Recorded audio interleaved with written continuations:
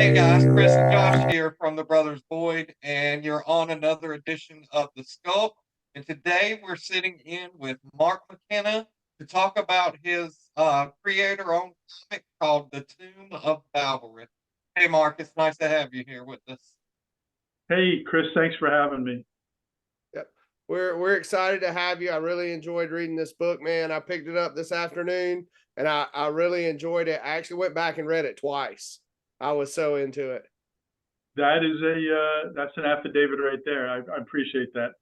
I played a publisher mostly on the second book. I was a big fan of the old horror, old EC stuff from the 1950s.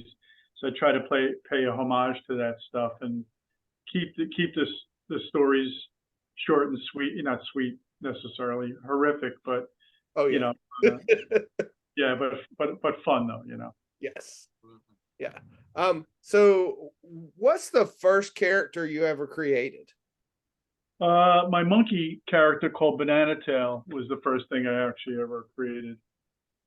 Oops. It's a monkey. It's a monkey. He thinks he's turning into a banana. I did this when my kids were newborn and 4 years old, and now they're both married.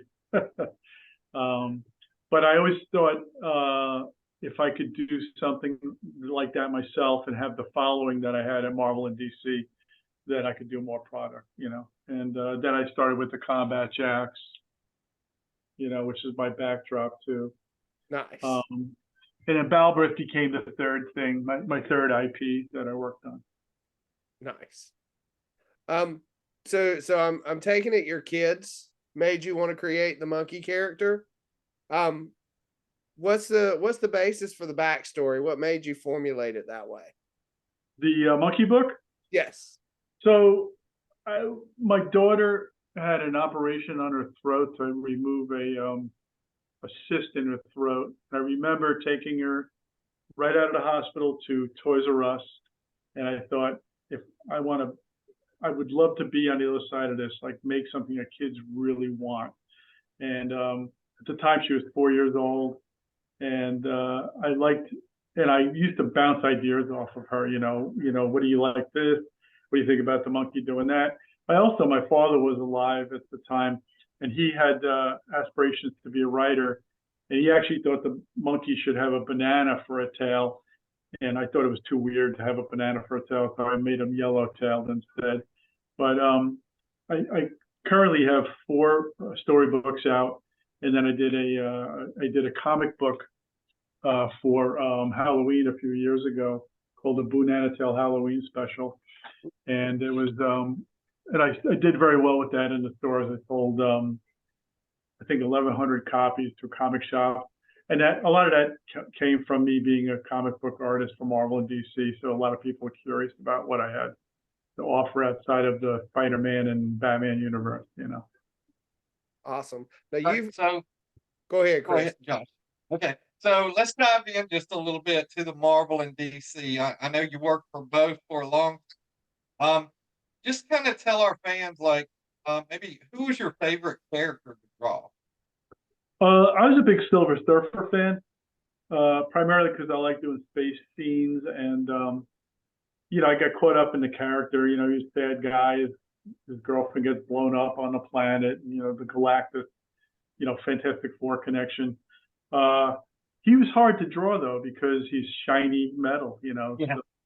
So that part of it I didn't like, but I did get an opportunity to do a couple of Silver Surfer stories. I did a backup stories in an annual back in the early 90s, and I did a fill-in issue on a Silver Surfer 96 second volume back in the early 90s also, which was cool because I had Smart Hulk, it had the Thing, it had Ant-Man, and then the Silver Surfer. So he was my guy though. I like those more cosmic characters, Adam Warlock, and I also like Black Bolt from the Inhumans too. Nice. So we can't let this get away, Josh, without asking you, Mark. We know that Marvel has just announced a Fantastic Four movie. Are you hoping to see Silver Surfer in that movie? Yeah, anytime, yeah, they do that. I'm looking forward to it. Awesome. Yeah, I didn't think they did a bad job with him in the other movie. I thought he looked good. Yeah. The movie. Yeah, I really enjoyed that one. Yeah. Rise of the Silver Surfer. He did look really good in that Yeah. one. Doug Jones, you put Doug Jones, that tall, skinny guy, and you could put him in that kind of outfit, and looks good. I mean, they played it a little bit for joke, little joke. The director was a little more on the jokey side, but I'm looking forward to it always. I go to any Marvel movie. I go to all of them. I feel like it's part of my job. Yeah. Well, no, I love what they Right. did with the Silver Surfer, but Galactus was horribly done. Terrible, terrible. It's just a big billowy cloud or whatever. It was. Yeah. Yeah. Hopefully, it'll give him some respect. Yeah, I hope so. I hope we get a comic accurate Galactus coming up. Now you've talked about that and working with those. Who were some of your influences on your writing and artistic style? When I started out as a huge Brian Boland fan, Judge Dredd, he was a guy who I was really excited. I was very brush rendering, very specific about his stuff. Jerry Ordway was another guy. I forgot the books he was working on, but I wasn't story connected as much as I was more about the art, So I wouldn't buy a story for, I wouldn't buy a book for story. I'd buy it for art. Wasn't as big into Gil Kane, but or Jack Kirby, believe it or not. But those guys, they paved the way for a lot of us, So big respect there, Yeah, I find as I get older, as a kid I bought for the characters, but as I get older, I'm finding myself buying books for the creators, the Oh writer, yeah, artist. I'm following certain artists and certain writers to whatever book they're writing at the time. And yeah, really enjoying it. yeah. That's a good way of doing it, really. So what do you think about the state of comics today? Hard to sell books like they did back in the 90s. I was part of the boom back in 1992 when everything was selling, 250,000 copies to, 1,000,000 copies. I did a backup story in Spider-Man 375. It sold 1.1 million copies. I don't think those numbers are there anymore. I don't think kids are reading comics anymore. I remember Dan DiDio was the editor-in-chief at DC, was at a Comic-Con one time and said, when the old, one of the older guys that was at the show, when he passes away, there's no one to hold the torch, and continue with the business. So, I mean, people still read them. It's just that it's far and few between. I mean, I did six books back in 1992 that sold over 400,000 copies each. It was Nomad I was working on, Darkhold. I did a Spider-Man 2099. I did an X Factor annual. All those books sold tremendous, but you don't get that. You're not getting that anymore. So what I like to see do is when every time they put a new movie out, they should have a kiosk at the movie theater and sell comic books right after the movie theater. Yeah. I think that would be a good idea to do something like that. Even if they just had the facsimile editions of what the movie was based on, it would get people into it and get them into the books. Yeah. I'll tell you a quick story. I did the Wolverine movie prequel from 2003 when the first X-Men movie came out. And Toys R Us asked Marvel if they could do a sampler of it. Instead of the 48-page book, they gave them a 16 or 18-page sampler. But every time you bought something at Toys R Us, they gave you the free comic book. So that was kind of cool.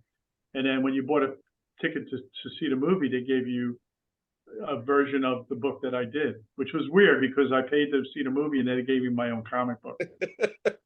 I was going to say, I think I've got some of those Toys R Us books in one of my long boxes in the closet. Yeah. It was had a Sentinel on the cover and they're fighting with it.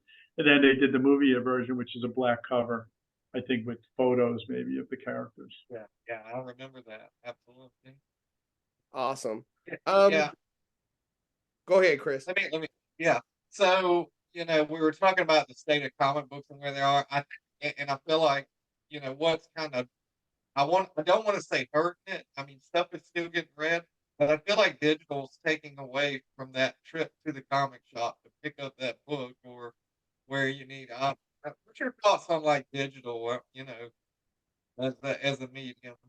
I I don't do the digital. I don't read anything on a screen. For me, it's sitting with a physical book in my hand. I know it's always been that way. I'm old school though. I'm in my 60s, so I don't really connect with it. I will say that Marvel is paying digital royalties to us creators. Every time somebody downloads one of your books, you get a percentage of it. It's not any money. I mean, it could be 1 cent, 2 cents, 3 cents. In fact, I just got a royalty from Marvel, and it was 16 pages of printouts, and it was $33. There wasn't a lot of money there, but they are people are buying them. I guess digitals. It's just not my style. Yeah, you can tell from behind me, with my spinner rack, and if you look right here, these were my pickups for today. So I love that physical media too. I'd rather hold it in my hand and actually read it. Yeah, There's something about that. yeah, I love having the physical copies. The only time I read digitally now is if it's something like a classic that I can't find that I want to read, or it's like an Action Comics #1. Mm, That unless you can find a facsimile copy, you can't read that. You can't right, find it anywhere where you can afford it. yeah. So I mean, of course, there's the other part of the collectability and the expense of having I have Avengers #1 that I bought when I was 13 years old for $7. And my mom smacked me in the back of the head and said, "What are you spending your money on this crap?" Book's worth $2,000 today. I mean, it's a 3.0, but can't say digitally you could sell it. Yeah, exactly. Now let's get into your book a little bit here. We've got The Tomb of Baalberith is what we're talking about tonight. Not for the lighthearted. It is a very horrific book, and I loved it. I love a good horror movie. I love a good horror story, and it really got me going with this one. Thanks. Um, Tell us about your book. So originally, because I was a fan of the old Wally Wood, Frank Frazetta, Tales of the Crypt, Vault of Horror. I had those collections, those hardbound slipcase collections, and I adore them. And you get in, you get out. It's not continued stories, so you could do a 5 or a 10-page story, get in, get out, get your point across, and move along. So for me, it was very finite. It wasn't whereas my character Combat Jacks is, something that you can take and keep moving along with it. This was like Baalberith is the demon boss of these monsters that he releases on humanity to collect souls, hearts, or brains that feed him. And the creatures that they release are based on characters that my creative team wanted to make. So my creative team would create their own characters and their own storylines, and I would help them if they needed an inker or they needed help with story. We were all kind of interactive together. So I'd have some guys that are better at drawing, some guys are better at writing, and I put all these guys together and I mixed them up, and they came out with this kind of fun smorgasbord of horror, And Baalberith's the only continual character, him and the Jester, the Joker character, who kind of is his henchman.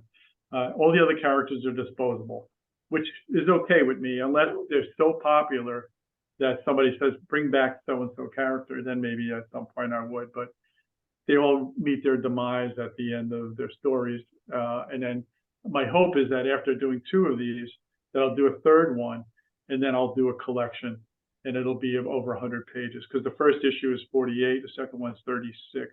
So I'm around 20 pages away from finishing it. I'll probably end up being like a 112-page collection, and it'll have plenty of monsters and stuff. For me, it was all about making monsters, Clive Barker kind of stuff, because I'm a big Clive Barker fan too. Nice. Well, we read issue 1. I'm going to have to find issue 2 now because I want to read that one. I'll take care of you. I'll send them in the mail for you guys. I didn't realize you had those. Yeah, we appreciate it, man, because that Yeah. that was a great story. I mean, Baalberith is a cool character. I like the jester. I like the way he, reacted in the story, the way he looked. I thought he was great.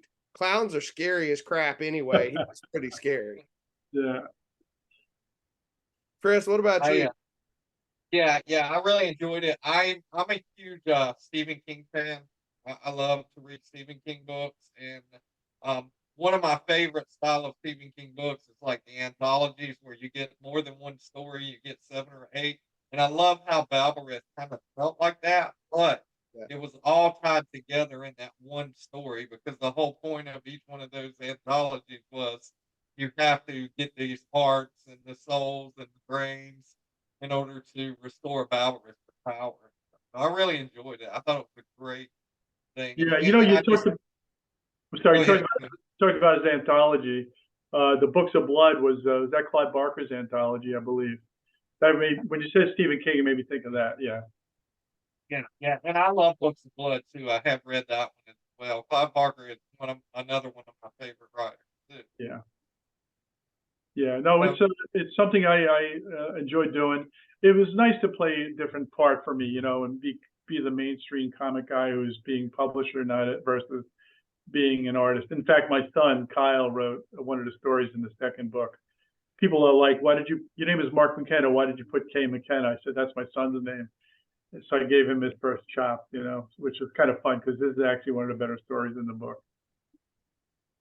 yeah, Well, just passing along that knowledge and keeping it going. I love that. And my daughter is like my biggest like go to Comic Cons with me. She loves to do that. Yeah, yeah. The guys that wrote a couple of stories are going to be doing the Garden State Comic Fest in Morristown, New Jersey, in June. So they're going to be pushing the Baalberith stuff, which is fine by me. all right, Mark. I don't know if you can see this on my screen, but I'm gonna pull it up and see if it'll show. It may be too bright. Is that all you? For some reason, your big picture locked up, but your small picture is available. Like in the screen, I'm seeing you, me, and Chris on top. Oh, there it is. Oh, you have the Jester. Yes. That's, That's one of the pages from the book that really freaked me out. yeah, That guy is great. Is that your artwork? yeah. Me and Chris and Kevin West. Kevin Yes. West is actually my artist on Banana Tail. The guy's so talented; he could draw funny animals and he could do horrific monsters too. That's good. A good variety there. Yeah, and thank you for having that. It's one of my favorite pieces. Yeah, that's a great piece. I wouldn't put it on the wall because I'd wake up and be scared to death.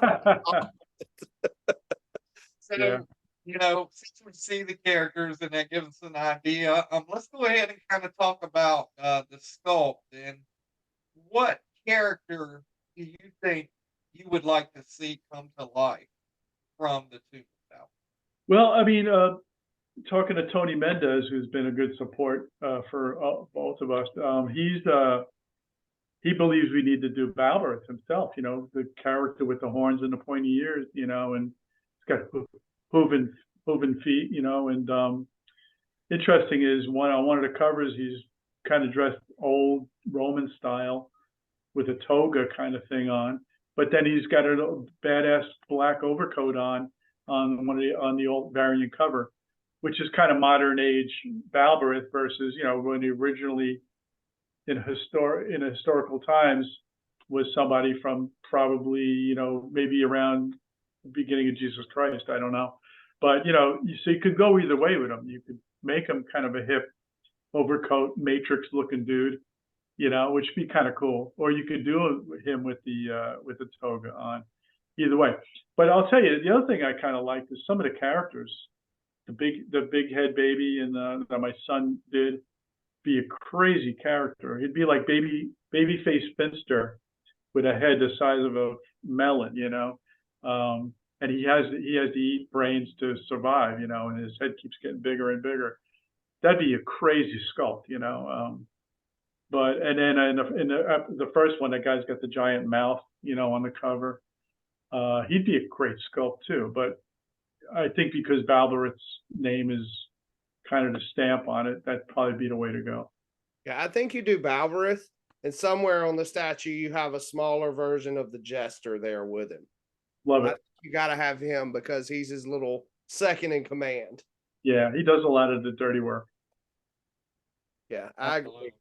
Absolutely. When you're looking at your statue, what do you want to see in the statue? What do you want from the sculpt? You know, one of the things I was curious about is if they sculpt, are they going to sculpt all in clay, or are they going to sculpt in wood, in glass, and porcelain? I don't know how that's going to go, but I mean, I imagine he'd be sculpted in clay and, and painted and fired. He's got to look badass. That's the main thing. He's not a happy camper. I mean, if you in the second book, the first story is an origin of him, how he came to be who he was, but he had to forfeit his whole lifestyle to be this demon. So he's not a happy dude. So I think making him that way is what he needs to be. Awesome. Yeah, absolutely. Giving him that look that he is an unhappy dude.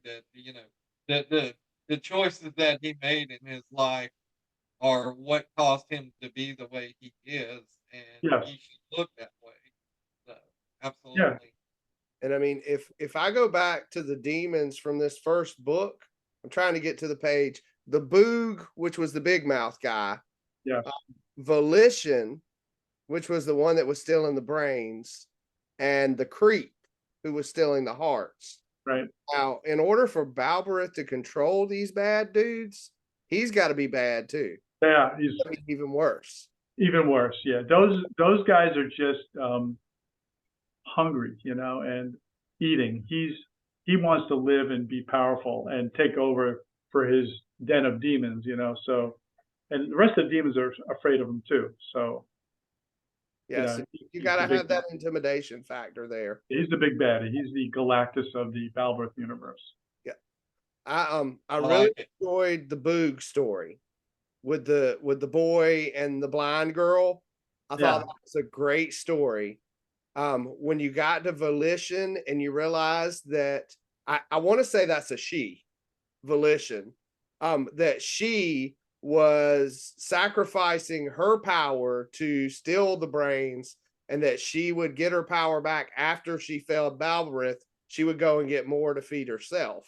Right. Like, that's pretty powerful that you're sacrificing your power just to give it to the other guy. Yeah, I mean, that's Victor Castro's story. Those guys all came to play, came to play. And the problem is some of these guys, they get these great ideas, but they don't know how to end them. Yeah. So that's where I'd come in and say, let's figure out how to wrap this up. And I would, if I couldn't do it myself, then because I've been co-creating comics for 38 years, I have some sense of how to make things end. But if I couldn't, or I know I fall short as a scripter, but I know how to write ideas and be an idea man. But I had this guy, Sam Eagleston, who wrote one of the stories.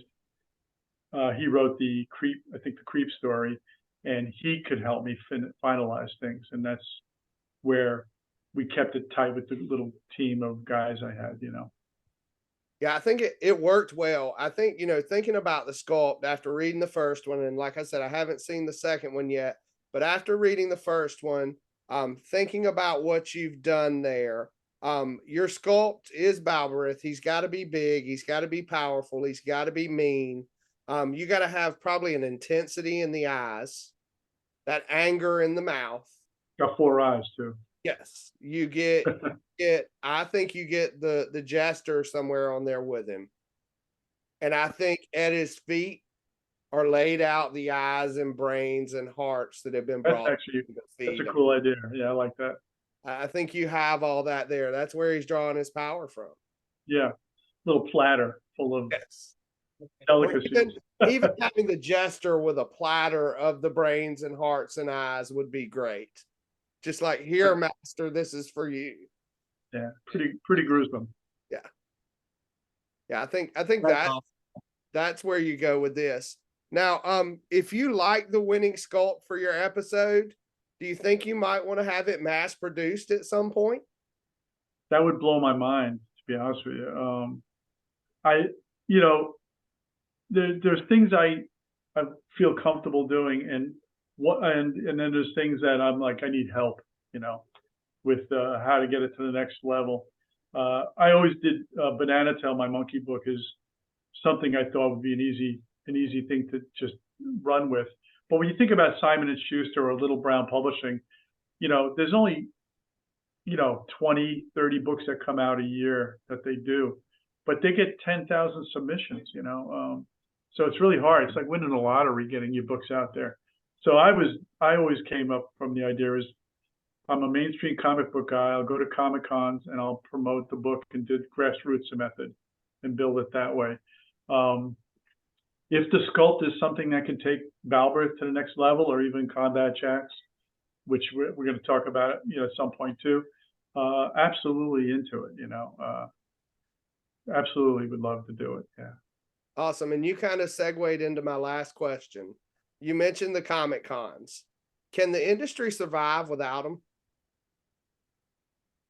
Comic Cons have changed. My first Comic Cons were back in the 80s, but now cosplaying has become such an important part of it. I've seen guys that just cater to cosplay and comic parts over not. You go to a Comic Con and there's nobody selling comic books. They're selling Pokemon and anime and manga stuff, and they're not Comic Cons then anymore, though, are they? They're everything else but. They're media cons. I was doing 20 cons a year, and I was selling books at the shows. But really, when I go to Comic Con, people want me to do Spider-Man and Batman. I'm not a big guy at pimping my own product. I have it there on the counter, but I'm not a guy to sit there and say, you want to see the greatest thing ever? This is it. I'll do your Batman and your Spider-Man, and maybe I'll sell a dozen, Baalberiths or something like that, But I got a couple of these young guys now that are hungry, and they're going to go to do these local shows, and more power to them. If they can help that book become more than what, I started out being, that's where we'll go, Awesome. Yeah, that's the way I feel about it. A lot of the cons are not comic centric anymore. The ones that are really great. And that's the way it should be. Yeah, there's a place for everybody and everything, but you've got to have the comics there too, because you can't call it a Comic Con if you don't have comics. No, it's true. Also, the other thing I was trying to do is when I do these books, and this might be a thing. Tony was asking me about this. Would I consider putting a character, a person in the book, like if the fellow who becomes the sculpt winner, if it's a guy named Joe Blow, I could put him as a character in Baalberith 3 at some point. He's not going to live, but that's. You know what I'm thinking? He's immortalized. He sculpts Baalberith in the book. Baalberith comes alive and kills him. There it is. I mean, the sculpt comes alive. You want writing credit, don't you? No, just draw us in the comics. Yeah, I'll settle for death by Baalberith. Yeah. I'll put I'll put some books. Are you guys live near each other or no? Yes. Yeah, we're in the same town. Where are you? I don't even know. We are in New Bern, North Carolina. Oh, okay. Jesus, when I met, did you meet Tony face to face or no? Do you know Tony that way? Yeah, we met him in Fayetteville and at other shows. Because I was there last year. There you go. They haven't invited me back, but I'm starting to ask an appearance fee, and not everybody wants to pay that anymore. So right.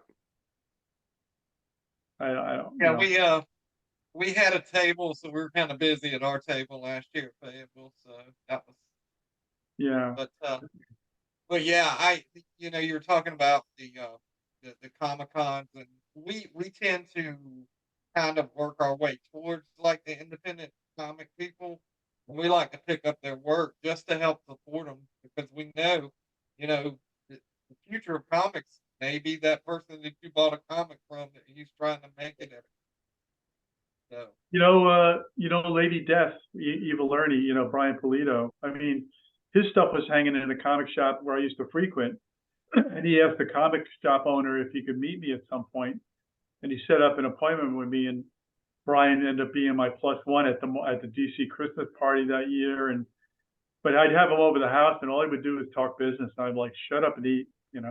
But he was so adamant and so passionate about it.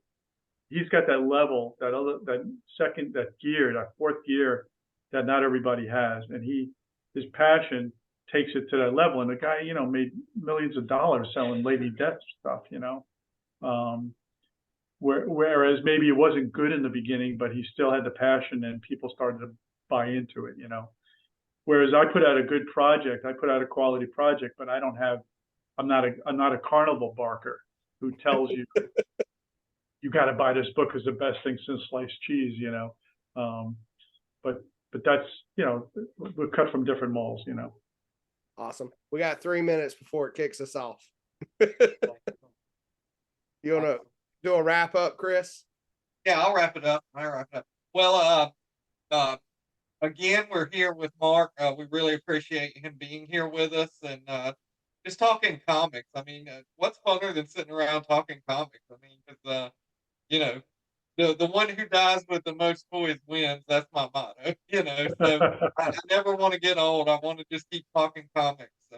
We're excited for the sculpt. We want to see what you guys have got for a Baalberith sculpt. So sculptors get busy.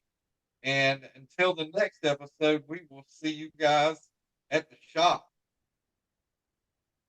Thank you. Thanks for having me, guys. Thank you, Mark. We really appreciate it.